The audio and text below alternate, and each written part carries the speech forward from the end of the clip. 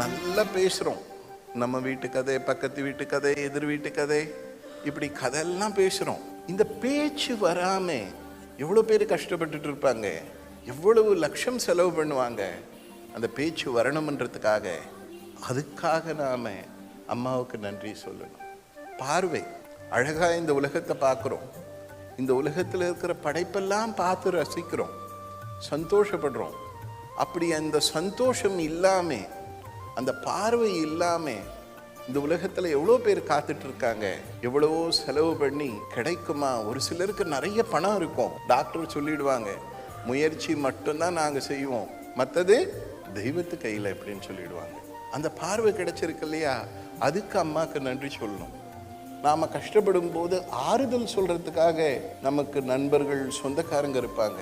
அது இல்லாமல் இவ்வளோ பேர் கஷ்டப்படுவாங்க. இப்படி வாழ்க்கையில் சந்தோஷம்ன்றது நமக்கு குறையே இல்லாமல் இருக்கிறது கிடையாது.